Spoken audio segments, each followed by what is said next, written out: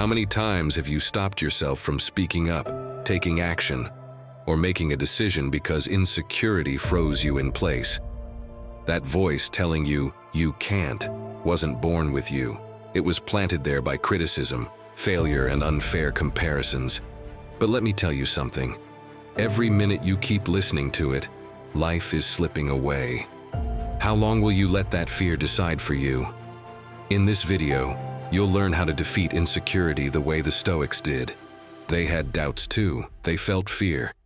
But they made a choice not to let that inner voice rule their lives. They trained their minds until confidence became a daily habit. You can do the same. Here, you'll discover their keys. How to stop relying on other people's opinions. How to act with strength even in the middle of chaos. And how to rebuild trust in yourself. It's not about waiting to feel confident. It's about creating confidence through your actions. The Stoics did it, and so can you. Stick around till the end and you'll see how your mind starts to change. Before we go on, tell me something. How long has insecurity been keeping you quiet, making you postpone, or hiding what you truly wanted to do? If that question hits home, subscribe and become an exclusive member to keep training your mind and building that version of yourself that no longer gets held back by doubt. And let me know in the comments. What situation in your life has been blocked by insecurity? Or just Stoic at heart? Today I choose to trust myself. Let's do this. 1. Stop waiting for the perfect moment. Has this ever happened to you? You set out to do something, but instead of getting started, you get stuck in the tiniest details. You adjust the color of an icon 17 times in a presentation. You go to send a voice note on WhatsApp and record 10 versions of the same greeting. The first one sounded too serious. The second one felt fake. And just like that, you're caught in a loop. Or you leave an email sitting in drafts because you can't decide whether to end it with best regards or warm wishes. You call it perfectionism or high standards, but really, it's just insecurity in a fancy jacket. The truth is, insecurity rarely shows up yelling. It usually whispers in silence, disguised as not yet. It's like being stuck at a traffic light that never turns green. You stay in this eternal yellow, always about to, always waiting. And while you wait for that perfect moment that never comes, life moves on. What could have been an experience, an opportunity, or a project stays frozen. It reminds me of the story of a chef who opened what he called a beta restaurant. His idea was simple: serve dishes at 80%, let customers try them, then improve them based on feedback. The place was packed. Right across the street, another chef had kept his restaurant closed for 2 years, waiting until his menu was flawless. Guess who made progress? One understood that improvement happens in public. The other stayed stuck in his cave. And that's the problem. Chasing perfection takes you further away from sharing what's inside you. You work so hard to make everything flawless that you forget the most important part: doing it. You keep waiting for the perfect moment, like it's going to show up on its own, but it won't. Marcus Aurelius wrote it clearly in his Meditations. Don't wait for Plato's Republic. Be content if you're moving forward, even just a little. In other words, stop putting your life on hold for something ideal. Celebrate small progress. That's where true strength lives. Picture him today with a digital task board, dragging a card to done with a smile. Don't wait for Plato's Republic or the perfect filter. And here's the thing. Science backs it up. Researchers like Thomas Curran and Andrew Hill studied decades of data and found that perfectionism has skyrocketed in recent generations. And with that, so have anxiety and depression. More perfection means less well-being. We're not talking about discipline. We're talking about insecurity disguised as high standards. Think of a real example from your life. Let's say you're putting together a portfolio for a project. You've spent 3 weeks deciding whether thumbnail 3 needs a 12% or 16% shadow. Meanwhile, someone else with fewer doubts already sent theirs in, got feedback, improved it in 2 rounds, and is now getting paid. The difference wasn't talent, it was action. Here's the key. Every time you take action, even while afraid, you send a message to your mind. You say, "I can trust myself." And that's worth more than any perfection. My friend, insecurity is defeated through action, not when everything is flawless, but when you have the courage to start, even clumsily. Because confidence isn't found in waiting, it's built. So what can you do to break out of that mental loop where insecurity keeps you stuck? Try something simple. First, try the public 80-20. Take something you're working on, anything, a text, a design, a video. Instead of tweaking it endlessly, stop when it's 80% done.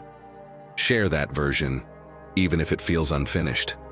Show it to a friend, send it to a client, or post it in your community.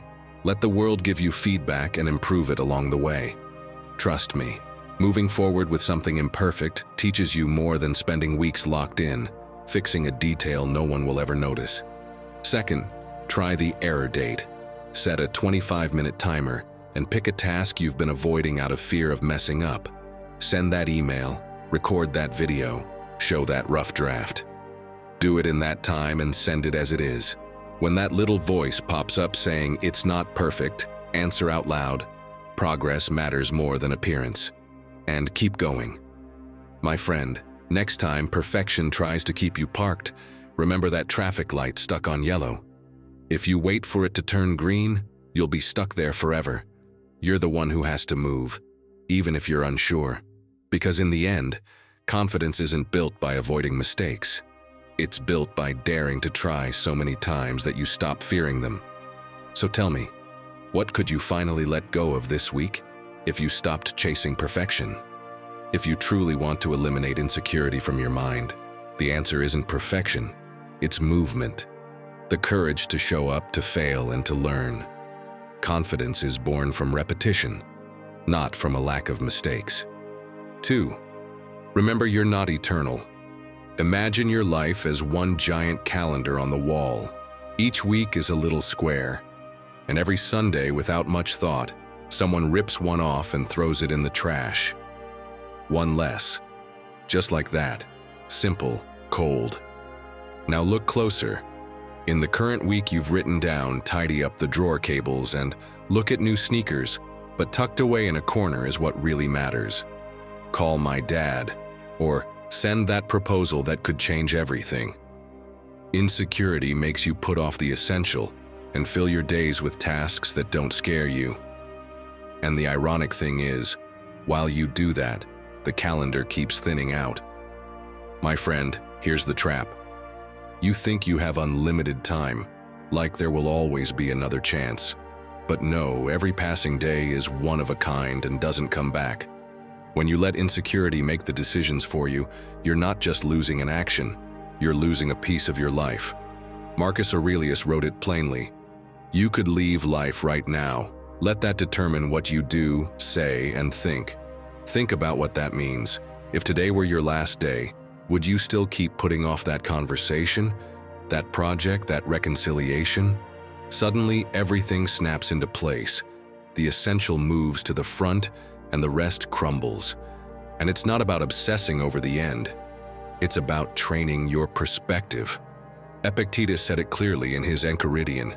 Get used to seeing things as temporary, as if each moment were borrowed, not from a morbid place, but from the clarity that brings. Because when you remember you're not eternal, your view shifts. What felt urgent turns into noise, and what truly matters lights up in front of you. That voice of insecurity that says, "Not yet," loses power when you understand that time won't always wait for you. Picture this.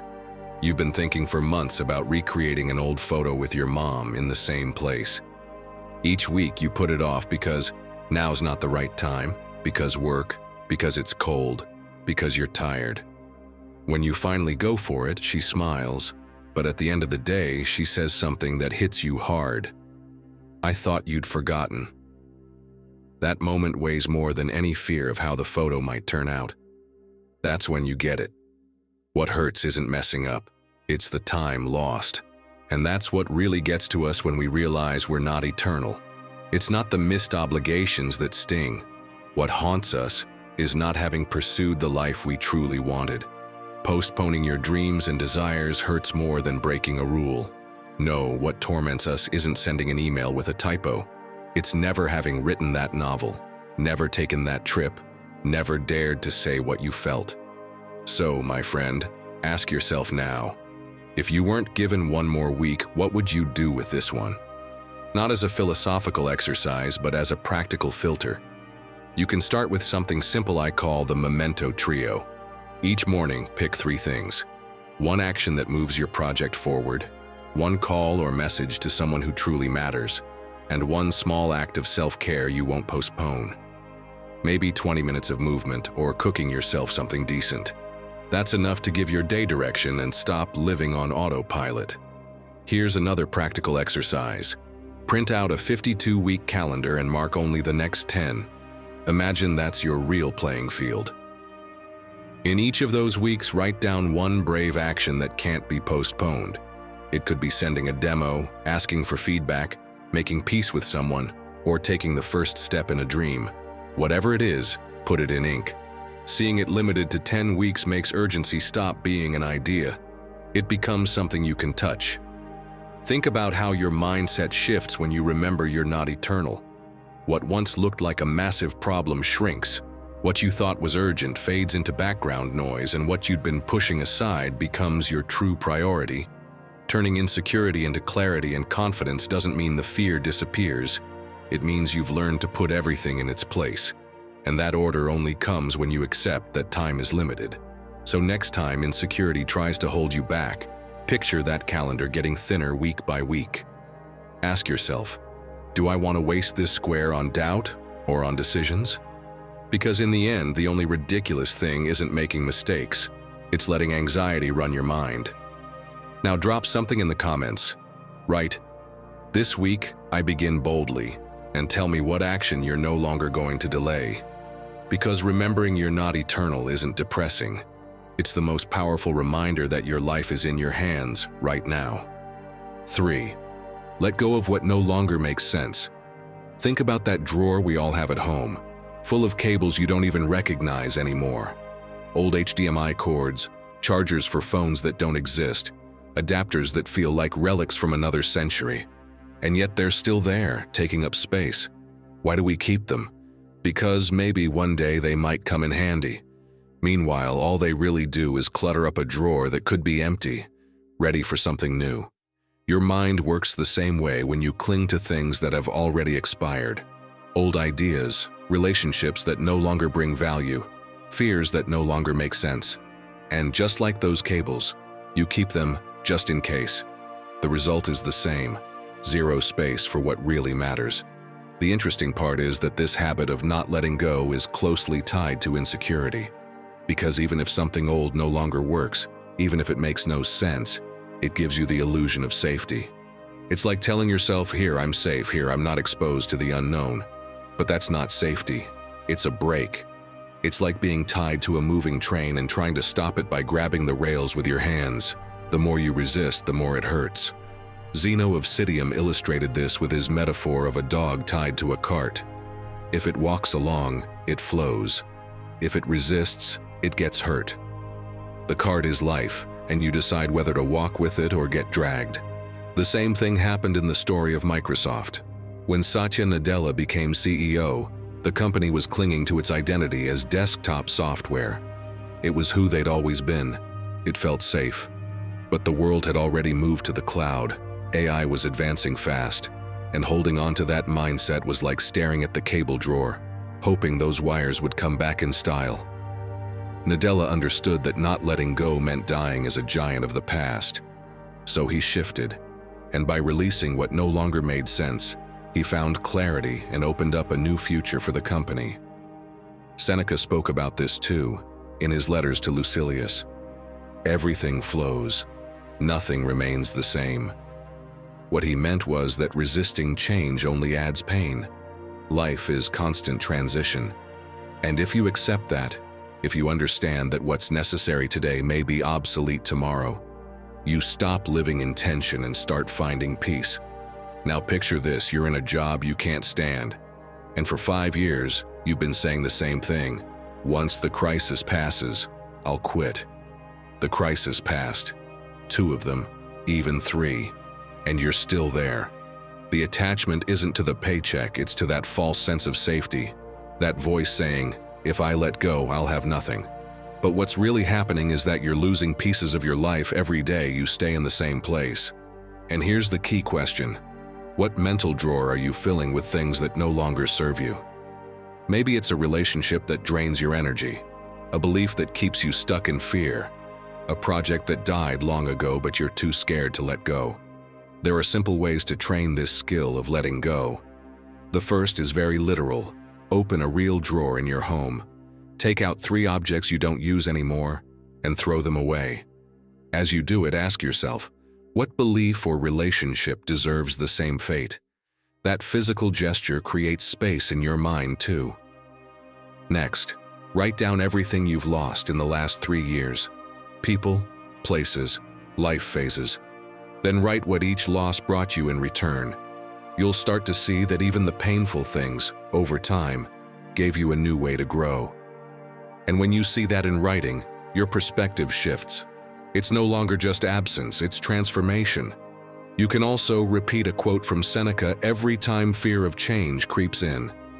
Even while I speak of change, I have already changed. Because it's true. While you hesitate, you're no longer the same person you were a minute ago. Life moves forward. It doesn't wait for you to make up your mind. My friend, insecurity grows when you hold on to the old like it's a life raft. But in reality, it's an anchor that won't let you move forward. Change always brings vertigo. The new always brings doubt. But only by letting go can you make space for clarity and confidence to show up. If it's hard, picture Marcus Aurelius canceling his Netflix subscription and saying, "Everything that changes your life gets canceled before the next billing cycle." And smile, because humor helps you release too. So, let go. You'll realize that the thing you were so afraid to lose was exactly what was stopping you from eliminating insecurity from your mind. Clarity doesn't come from piling more on. It comes from releasing. What could you let go of today so you can start walking lighter tomorrow? 4. Learn to control your reactions. Has this ever happened to you? You're calm in your car, music playing, everything's fine. Then suddenly someone honks at you in the middle of traffic. And in just 1 second, you're already building a full-blown horn war in your head. You feel attacked, like you have to respond, like you can't just let it go. The result? You go from being at peace to handing your calm over to a stranger in a Fiat Panda who probably won't even remember you. And here's the interesting part. It wasn't the horn that stole your peace. It was your reaction. Insecurity works the same way. It's not about what happens. It's about how you interpret it. Someone sends you a dry "okay" on WhatsApp and you spend 2 hours spiraling. Are they mad? Did I upset them? Was that sarcastic? Then a voice message arrives full of laughs and everything clears up. But by that point, your mind has already tied itself in knots. The insecurity wasn't in the message, it was in your reaction. Now imagine what Epictetus would do if he got that dry "okay" on WhatsApp. Do you think he'd spend 2 hours decoding secret meanings? Most likely, he wouldn't even register it as a problem. And that's where we can learn. Because the things that trigger insecurity in us only have the power we choose to give them. Picture your mind as a thermostat. The world might be in the middle of summer or winter, full of chaos or calm. But you decide whether inside you're sitting at a cool 72 degrees or boiling with rage. That's self-control. It's not about what happens out there. It's how you adjust your internal settings. And the Stoics were clear about this. Epictetus said, "It's not things that disturb us, but our opinion of them." In other words, peace or chaos isn't caused by events. It comes from your interpretation of those events. And while it might sound ancient, science confirms it. Psychologist Daniel Goleman, author of Emotional Intelligence, describes something called the amygdala hijack. That moment when your emotional brain takes over and the rational part shuts down. That's why you explode without thinking, as if your mind has been taken hostage by anger. The key is learning how to interrupt that hijack. Breathe, observe, Give your rational mind just enough time to step back in. So, my friend, the next time life pushes your buttons, you don't need to explode or shut down. You can train yourself, starting small. Begin with something as simple as breathing. Yes, really. I know it sounds basic, but do you actually know how to breathe? Try it right now. Short inhale, then inhale a bit more, then a long exhale. Do it a few times. It may feel small, but that moment breaks the impulse and creates space. And in that space, clarity appears. Because you don't need to solve everything. You just need to take one small step. Send the message, make the call, move a single piece forward. That already starts turning insecurity into confidence. Another practice, create a trigger map. For 1 week, write down every moment that makes you react without thinking. It could be a honk, an email from your boss, or even silence from someone close. Just naming your triggers reduces their power, because once you know what sets you off, it no longer catches you off guard. And don't forget humor. Yes, seriously. Next time something annoys you, imagine a comedian describing it on stage. Suddenly, that drama turns into a joke, and the moment you laugh, you reclaim control. Because clarity doesn't always show up through seriousness. Sometimes it comes the moment you decide not to take things so seriously. Seneca summed it up powerfully. The strong man is the one who rules himself. That's what gives us freedom. Because when you learn to govern yourself, you stop being a hostage to your reactions and realize that the security you've been chasing is already inside you. Turning insecurity into clarity and confidence isn't magic. It's a habit. Every time you choose your response instead of letting the world choose it for you, you're building that inner strength. So next time insecurity shows up or life tries to shake you off center, remember, the reaction is in your hands. You can't change the noise of the world, but you can decide whether you let it invade your calm. And in that choice, little by little, insecurity starts to disappear from your mind.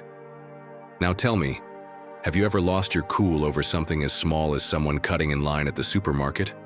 Drop it in the comments, or write, "The control is mine." So we know you're here training your mind with us.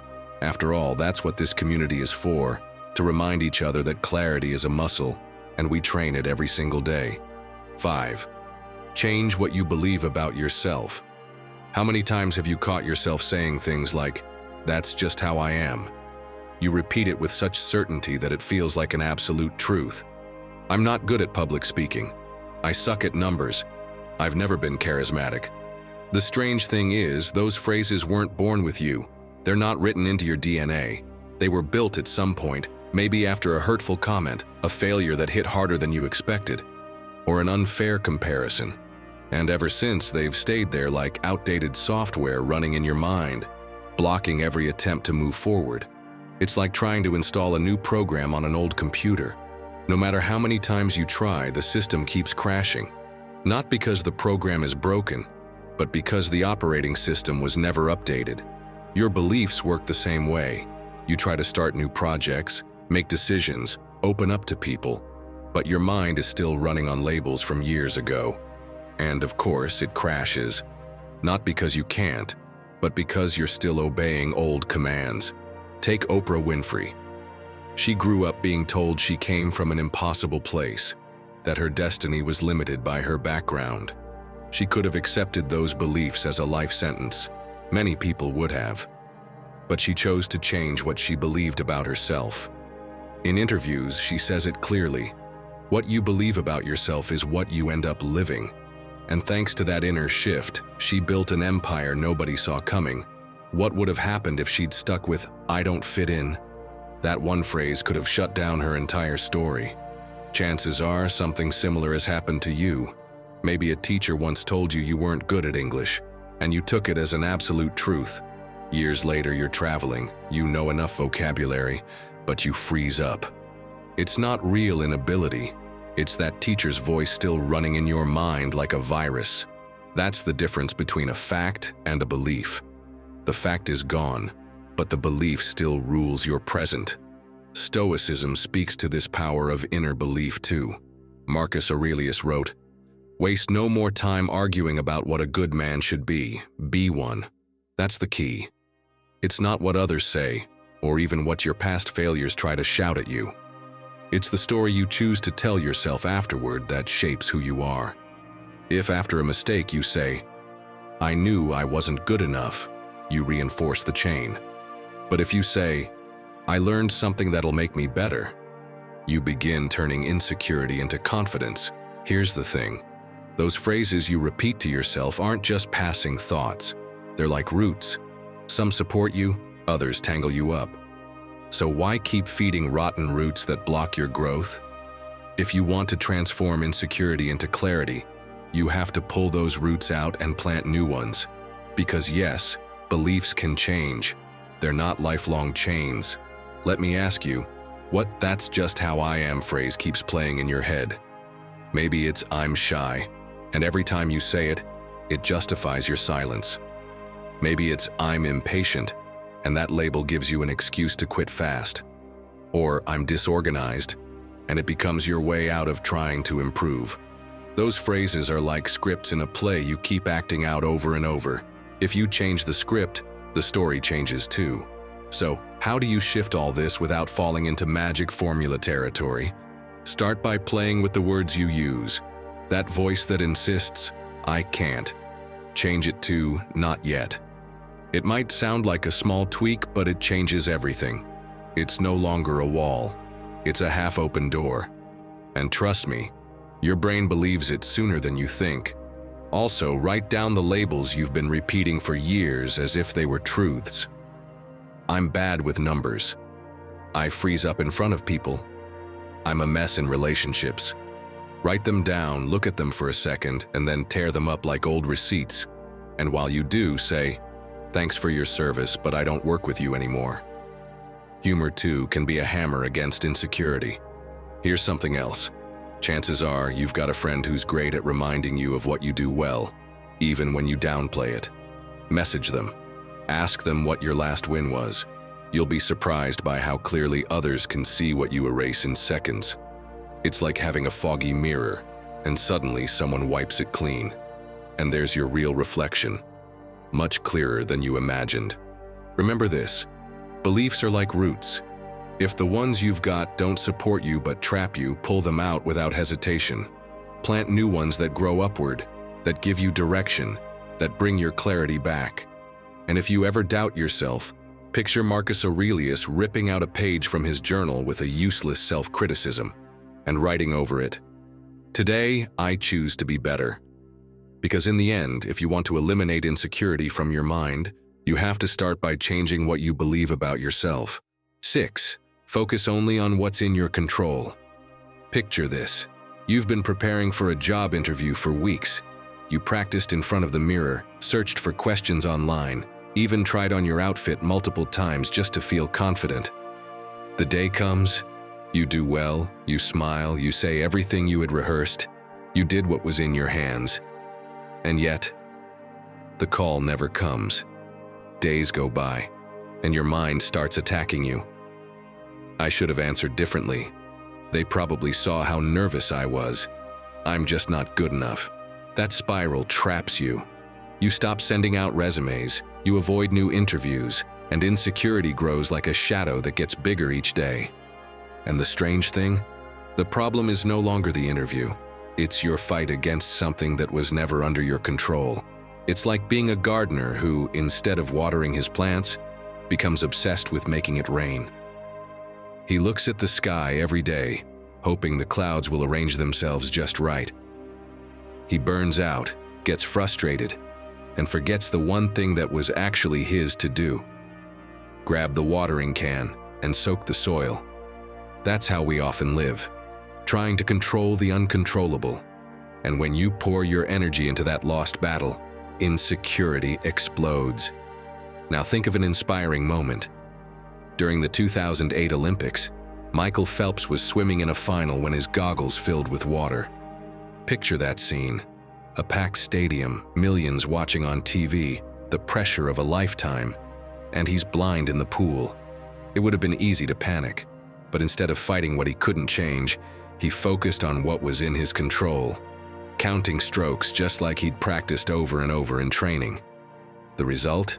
Olympic gold and a world record. That's the power of focusing on what's in your hands. It doesn't make challenges disappear, but it turns insecurity into real confidence. Epictetus said it clearly: some things are up to us, and some are not. That's not resignation, it's a compass. It's a reminder that you don't have to mortgage your peace on land that never belonged to you. And that kind of clarity is what separates someone who drowns in insecurity from someone who moves forward with calm. Ask yourself this the next time insecurity tightens its grip. Does this depend on me or not? Because, my friend, if the answer is no, then all you're doing by obsessing over it is feeding a fire that would go out on its own if you just stop blowing on it. There's something that works incredibly well, and it's super simple. Write it down.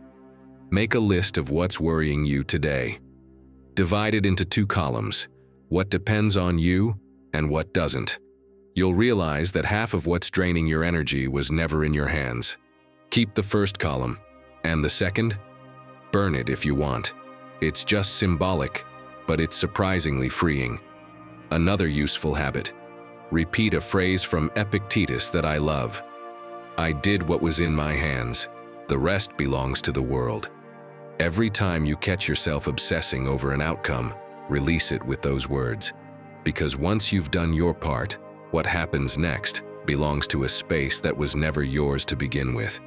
And when your mind fills up with thoughts about all the things that could go wrong, practice what I call micro-control. Don't try to swallow the whole mountain. Just take one small step that depends on you right now. Write a paragraph, send an email, make a call. Small actions within your control that restore your calm and bring clarity. That way, instead of being frozen by what you can't control, you move forward with real steps that do build your confidence. Remember what Marcus Aurelius wrote: if it's in your power, do it. If it's not, accept it. That line changes everything. Because insecurity fades when you stop fighting ghosts and choose to live inside the boundary of what's truly yours to manage. That's where noise turns into clarity, and doubt into confidence. Now tell me, have you ever obsessed over something that wasn't in your hands and ended up completely drained? Share it in the comments. I want to hear your story because that's what this community is about. Sharing experiences, learning together, and reminding each other we're not alone on this path. 7. Know yourself better than you appear to. Let me ask you something honestly. Do you really know yourself? And I don't mean those silly personality tests that tell you whether you're more of a margarita or 4-cheese pizza. I mean truly knowing yourself. Knowing what drives you, what scares you, and which decisions you're making just because other people expect you to. Because insecurity doesn't come out of nowhere. It shows up when you spend more time looking outward than inward. Think about it. You spend weekends going to plans you don't even enjoy, just because others do. You stay out late at dinners, nodding and smiling, even though deep down you wish you were home reading in peace. You laugh at jokes that don't make you laugh, sign up for projects that don't speak to you, and even choose your clothes based more on what others might think than on what makes you feel good. And here's the catch. The moment you finally think about doing something just for yourself, insecurity shows up. You think about starting that long-postponed project, and your mind floods with doubts. What if I'm not good at this? What if they criticize me? What if I fail? You consider saying no to dinner plans to stay in and rest, and guilt creeps in. They're going to think I'm boring. It's like your energy flows freely when it's for others, but gets blocked the moment it's about listening to yourself. That's the real drain. Living in a costume designed for others, while your own voice stays buried. And that disconnection from yourself is the perfect breeding ground for insecurity. Because how are you supposed to feel confident if you never even give yourself the chance to find out who you really are? History reminds us of this again and again. Socrates said, "Know thyself." And yeah, I know, it sounds like a cliche you'd see on a t-shirt, but it goes much deeper. For him, the real enemy wasn't ignorance, but the illusion of knowing everything when you actually know nothing. Self-deception was the root of insecurity, because it led you to make choices without truly understanding who you are, what you want, or what you're avoiding. Seneca also said it beautifully in his letters to Lucilius. We suffer more in imagination than in reality. And do you know what that means for you? That when you don't really know yourself, your mind creates fears, believes them, and multiplies them. But when you learn to observe yourself, you begin to see which fears are real and which are just ghosts made by your mind. That distinction is what takes you from doubt to confidence. So how do you start getting to know yourself beyond the surface? You don't have to go meditate in the Himalayas or blow money on a trendy retreat. It's simpler and also harder. Take a few minutes a day to write about how you reacted to a specific situation and what emotion was underneath. Because often what you call anger isn't anger, it's fear in disguise. What you call indifference might actually be pain you'd rather not face. As psychologist Brené Brown says, truly knowing yourself isn't just about accepting the nice parts, it's also about facing the uncomfortable ones. What you hide, what's hard to admit. Because real confidence doesn't come from pretending you've got it all together. It comes from seeing yourself fully, with both light and shadow, and moving forward anyway. That emotional courage is what turns insecurity into strength. Here's another idea. Break out of autopilot. Try this experiment for one day. Question 3 small decisions. Ask yourself, do I really want this coffee, or is it just habit? Do I really want to go to this event, or am I just afraid of disappointing someone? Tiny things, but in those moments, you'll see how often you're acting for others instead of for yourself. And here's a practice that might feel uncomfortable, but it works. Stand in front of the mirror and ask yourself, what am I tolerating that's actually hurting me? Don't aim for pretty answers. Aim for truth. Write it down. You might be surprised to realize that what's been feeding your insecurity isn't what's missing from your life, but what you've been putting up with for far too long. When you finally start to know yourself for real, your life stops being a theater of masks and becomes a clear, honest path. And that's where the shift happens. What used to be insecurity turns into confidence because you no longer need anyone's approval to walk with purpose. So ask yourself today, do you want to keep playing a role in a story written by someone else? Or start writing your own script? Because only by knowing yourself better than you appear to others can you truly eliminate insecurity from your mind and live with the clarity you've been searching for. 8. Watch what you repeat to yourself every day. Picture this. You're in a courtroom. In front of you, a stern-faced judge, gavel in hand, eyes like steel. There are no lawyers, no one to defend you. Every mistake you made this week is played back like evidence. You were late on Tuesday. You messed up that meeting. You said something awkward in front of your friends. The judge shows no mercy. He slams the gavel and declares, guilty, guilty, guilty. And you, sitting there, just bow your head and accept the verdict. But here's the unsettling part. That judge isn't some stranger. It's you. That critical voice that never stops. The one that turns every stumble into a crime. That courtroom doesn't exist in real life, only in your mind. And yet, you give it so much power that you start living like you're truly guilty of everything. The good news? That trial can have a new script. You don't have to shut it down. You just need to change its role. Instead of a judge who punishes, make it a mentor who guides. Because, my friend, the problem isn't what happens outside. It's what you keep repeating inside. But don't worry, you're not alone. Even the most successful people have had to silence that judge. Tony Robbins experienced it firsthand. As a kid, he constantly repeated to himself, I'm poor, I have nothing. That script dragged him down. But one day, he changed the words. He started saying, I'm learning to grow. That one phrase opened the door to new decisions. He stopped waiting for things to change and started acting with a different energy.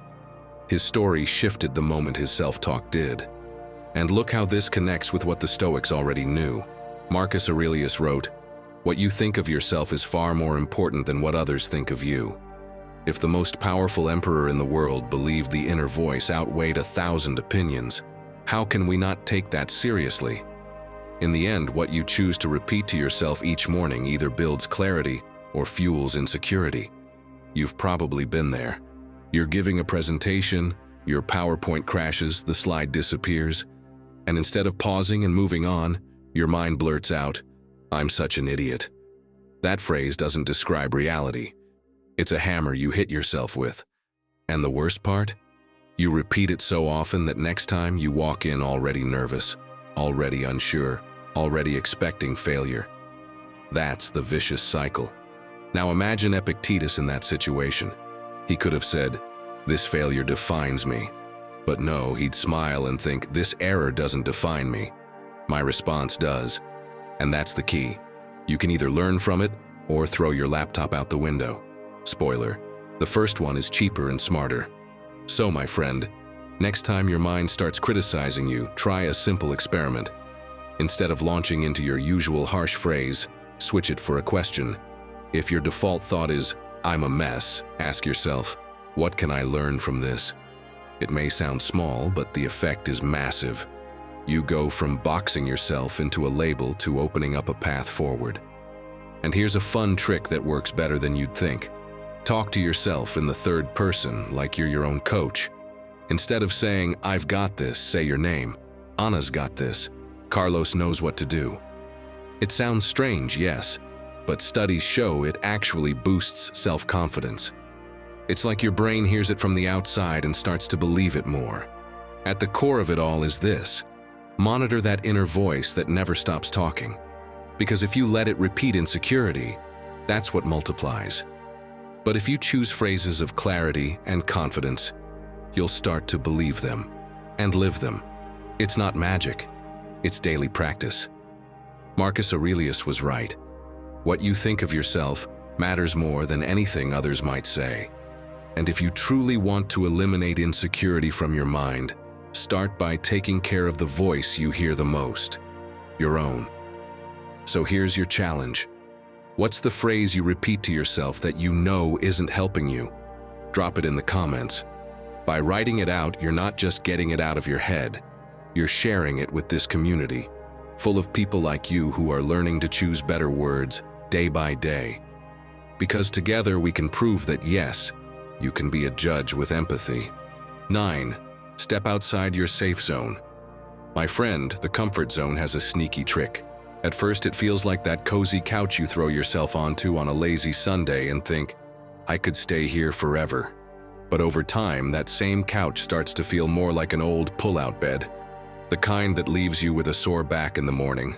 Comfort slowly turns into a cage, and you don't even notice. What once felt like peace becomes an invisible break. It's like a fish living in a tiny aquarium. Nothing bothers it there, everything feels safe. The water never changes. But what happens? Its body stops growing, its world shrinks. And though it can't say it, that fish is trapped. Now imagine you give it a bigger tank. At first it panics, swims around in confusion. But then something magical happens. It begins to grow, it expands. And the same thing happens to you when you decide to step beyond the predictable. David Bowie knew this well. He said that when you're in water where your feet barely touch the ground, that's when interesting things happen. And he didn't just say it, he lived it. Every time people thought they had him figured out, he reinvented himself. A new album, a new image, a new risk no one saw coming. Sure, he got criticized every time at first. But that boldness, stepping outside the comfort zone, is what made him one of a kind. And this is where the Stoics also have something powerful to say. Epictetus wrote, "Habit, if not resisted, soon becomes necessity." That line hits hard, because the things you do every day without questioning eventually turn into chains. If you always choose comfort, you'll start to believe you can't live without it. And that, my friend, is the perfect recipe for insecurity, staying small in a space that no longer challenges you. Think about your day-to-day. You always order the same thing at the restaurant because you already know you like it.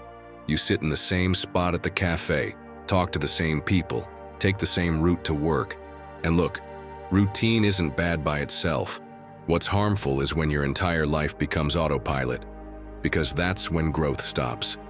And then, when the chance to do something new finally comes along, insecurity freezes you.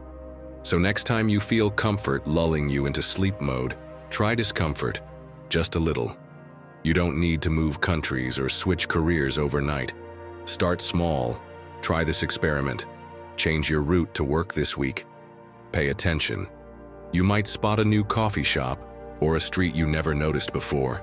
The coffee isn't the point. It's that your brain realizes the world doesn't collapse when you break a habit. And yes, it might sound silly, but science backs it up. Changing small routines like your route activates new connections in the brain. It's like your neurons shout, "Hey, we're alive again." That tiny shift breaks patterns, broadens your view, and makes you more mentally flexible. And flexibility is the foundation of real confidence. Also, talk to someone new in your everyday world. The neighbor from the 5th floor, someone at the gym, that person you always see in the elevator. You don't need a speech, just a "hey." That small act, which seems minor, is actually a muscle, the courage muscle. Here's a more direct challenge. Make a list of things you've been putting off just because they make you uncomfortable. Posting a video, speaking up in public, asking a question in a meeting. Pick one, just one, and give it a deadline this week. Not next week, this week. You'll feel nervous for sure, but afterward you'll discover something even bigger. You can do it. And that feeling starts replacing insecurity with clarity and confidence. Because in the end, the comfort zone isn't peace, it's pause. It tricks you into thinking you're fine, but really, it's stealing your chance to grow. And if you truly want to eliminate insecurity from your mind, you have to step into the unknown. It's only there, where you tremble at first, that you find the strength that was always inside you. If you feel like something's still holding you back, if your fears are always steering you toward the easy route, then don't stop here. Watch the video that's now on screen, because it's all about that. Forcing yourself to take the step you've been avoiding, and realizing you're far stronger than you thought. 10. Start building your own path.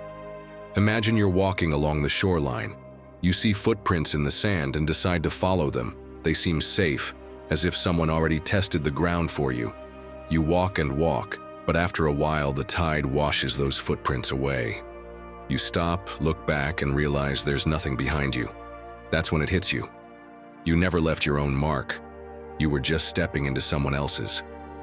Life works the same way. When you choose to live according to what others expect, you end up on a path that doesn't feel like yours. And that's the perfect recipe for insecurity. Think about it. How many of your decisions have been just to avoid disappointing someone? You studied a degree you didn't care about because it sounded prestigious. You accepted a job that didn't motivate you because it seemed stable. You said yes to commitments you didn't want just to avoid judgment. And then one day you look in the mirror and something feels off. You're living a life that isn't yours. It's a Frankenstein of other people's expectations. No wonder insecurity takes over. How are you supposed to trust yourself when you've never had the courage to truly listen to yourself? J.K. Rowling's story reflects this perfectly. Before Harry Potter became a global phenomenon, her manuscript was rejected over 10 times. She could have shoved it in a drawer, convinced that the world was right and she had nothing to offer. But she didn't. She chose to build her own path, even in silence, even without validation. She kept going, trusting that her story mattered, even if no one else could see it yet. That choice to walk with purpose was what turned her insecurity into confidence. Even a Roman emperor asked himself the same question: is it worth carrying a weight you didn't choose? Marcus Aurelius wrote, "If it's bearable, then bear it. Stop complaining." It might sound harsh, but it's freeing. Because what matters isn't whether the weight is heavy or light, it's whether it's yours. Carrying a burden you chose, even if it's tough, makes you stronger. Dragging around one that was handed to you, even if it's light, wears you down. Living with purpose means accepting the effort, yes, but with the certainty that you're building something that's truly yours. You probably know a story like this. Someone studies law because it's a respectable career, but deep down, they dream of making music. They live in that disconnect for years, surrounded by textbooks and exams that mean nothing to them, while their guitar gathers dust in the corner. The insecurity grows because, even though they're getting good grades, they feel like they're living halfway. Until one day, they record their first song and realize something powerful. It was never about lack of talent. It was about never making a decision of their own. That one step changes everything, because for the first time, they're standing on ground they chose. So, my friend, if you want to walk toward real confidence, you have to start building your own path. Not tomorrow. Not when others approve. Now try this. Write down your personal goal, even if no one understands it or claps for it. Maybe you want to learn photography, even though everyone around you says there's no money in that. Or maybe you dream of running a marathon, even though you've never been sporty. That piece of paper isn't for convincing the world. It's to remind you that your desire deserves space. It's like planting the first seed of a tree. You might not see it yet, but it's already growing roots. Then, do a simple but powerful exercise. Think of 3 things you do only for external approval. Maybe you stay in a WhatsApp group that adds nothing to your life, just so people won't be offended if you leave. Maybe you say yes to every weekend plan even when you're exhausted, just so no one thinks you're boring. Maybe you dress a certain way because someone told you years ago that it suits you, even though it no longer feels like you. Write them down and let go of at least one this week. It'll feel awkward at first, but then comes the relief, like taking off a backpack you didn't even realize you were carrying. And add this. Create a simple daily ritual to remind yourself that your path is built one step at a time. It could be a phrase you write on a post-it and stick on your bathroom mirror. Something like, "Today, I live for me." It could be spending 5 quiet minutes on a personal project before opening your inbox. Or even something symbolic, like wearing a bracelet or ring that reminds you of your commitment to yourself. It doesn't need to be big. What matters is that every morning you see something that reminds you. You're not living someone else's life. You're finally building your own. Because in the end, what feeds insecurity the most is living on borrowed time, walking paths written by others, following footprints the tide will erase. Clarity and confidence show up the moment you decide your life deserves to be its own road, marked by your steps, your stumbles, and your strength. Marcus Aurelius was right: if it's bearable, bear it, and move on. Because in the quiet, daily act of building your own way, you'll find the most unshakable way to eliminate insecurity from your mind. 11. Be mindful of who surrounds you. Let me ask you something. Have you ever felt like your insecurity didn't even come from you, but from the people around you? Because often it's not your own voice saying, "You can't." It's borrowed voices, repeated so many times that they start to sound like your own. Surrounding yourself with people who doubt everything, criticize everything, and compare everything is like trying to run with a backpack full of stones that don't even belong to you. Imagine this. You have a simple dream, nothing crazy.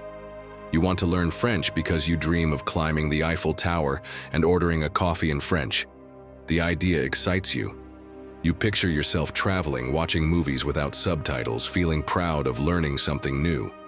One day you share this with your group of friends expecting a, "That's awesome, go for it." But instead you hear, "Ugh, that's a waste of time. Why bother?" Another one laughs. "You'll give up in 2 weeks. You couldn't even stick with English." And just like that, your excitement starts to shrink.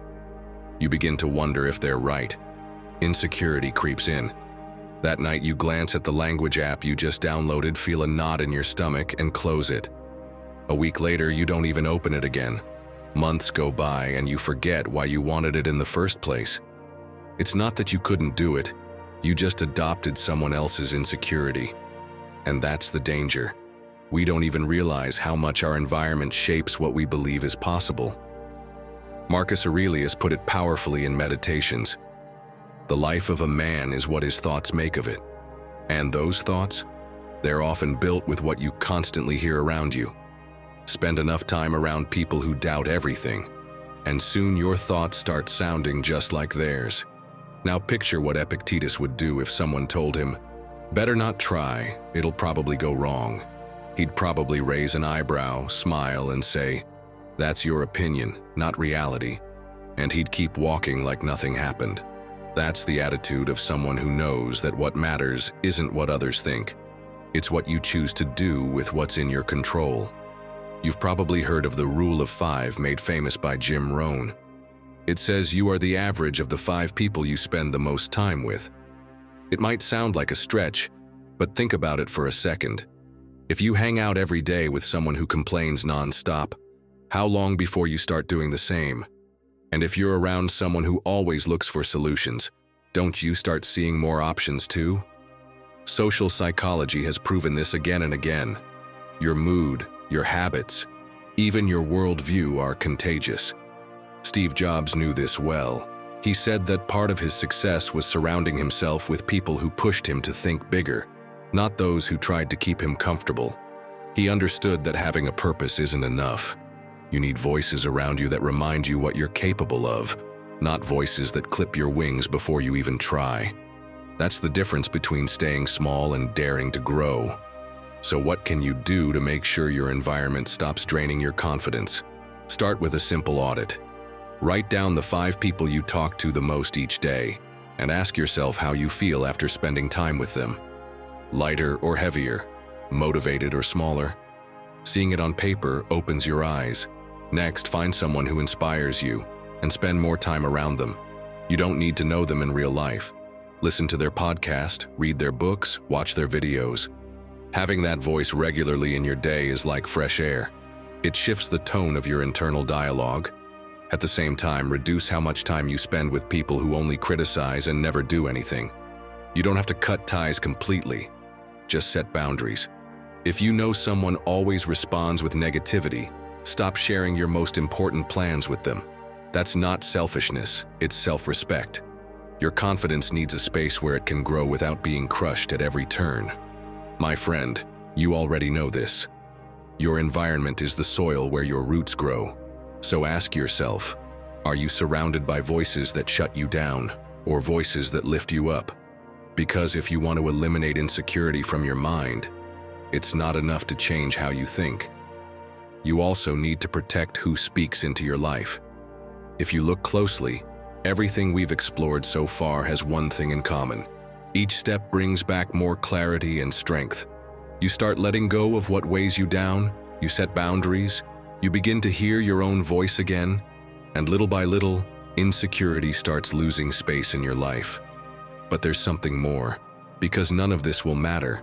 Not the mindset shifts, not the supportive voices, if you don't take one final step, daring to shape a path that's truly yours. And that's where we're heading now. 12. Turn doubt into action. Have you noticed that the more you think about something, the bigger and harder it seems? It's like blowing up a balloon. One breath, nothing major. Another breath, it grows. By the 5th, you're no longer enjoying it. You're just bracing for the pop. And in the end, the fear isn't in the balloon. It's in your head, telling you to stop before something explodes. That's exactly how insecurity works. It grows on its own while you wait for the perfect moment. And if you need proof of what it means to act even when afraid, listen to this. Picture the scene. The year is 1932.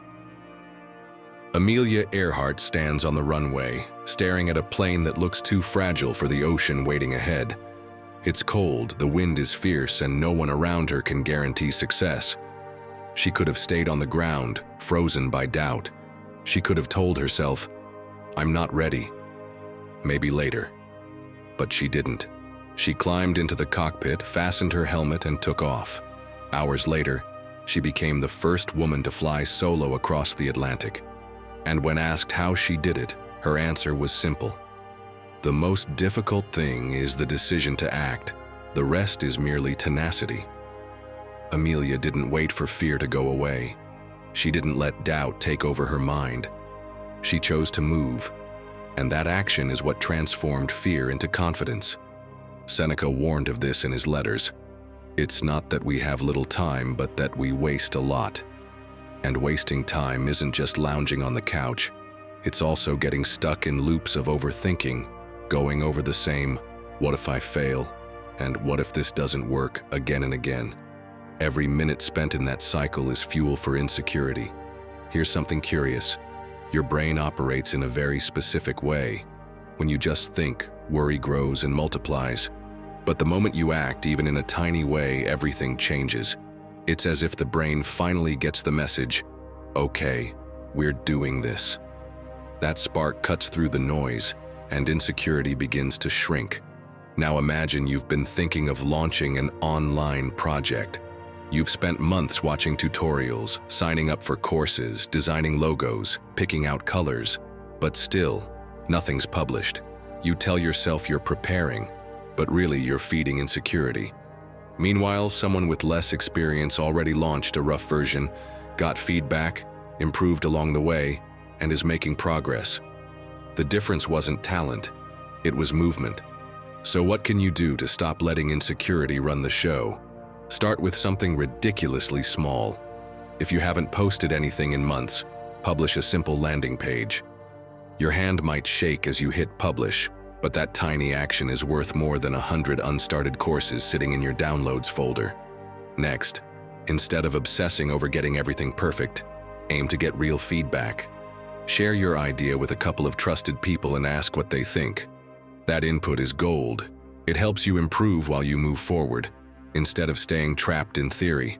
And finally, give yourself a weekly challenge. Write it down and stick to it, even if no one's watching. Something like, "This week I publish my first article," or "This week I send out a pitch email." It doesn't matter if it looks small from the outside. What matters is that it's real. When you follow through, even if it's uncomfortable, your brain gets the message, "I can trust myself." My friend, every time you choose to act, even in a small way, you are turning insecurity into real confidence. Doubt screams the loudest when you're standing still, but it goes quiet the moment you take a step. Amelia Earhart knew it. The hardest part is making the decision to act. Everything else follows, and that's the key. Confidence doesn't appear when fear vanishes. It shows up when you decide to move despite the fear. Because the only way to eliminate insecurity from your mind is to stop inflating the balloon and dare to let it go. Eliminating insecurity from your mind isn't a one-time act or a magic formula. It's a path you build every time you choose to move forward, even without all the answers. Every time you decide to trust yourself more than the doubts you inherited from others. Clarity and confidence don't just show up. They're trained in your daily actions, in the boundaries you set, in the things you finally stop postponing. And when you look back, you realize the fear never truly disappeared. It was you who learned to walk alongside it without letting it take control. If you've made it this far, drop this in the comments. "Today I choose to trust myself." That way, I'll know who the true Stoic warriors are, the ones who made it all the way to the end. Don't forget to subscribe and hit the like button so you don't miss what's coming next. Also, check the description box. We've left some resources there to help you dive deeper into Stoic teachings. Our goal is to bring you as much value as possible. And if at any point you feel like supporting us so we can keep creating this kind of content, you'll find how to do that in the pinned comment. Now, I invite you to explore the playlist on screen.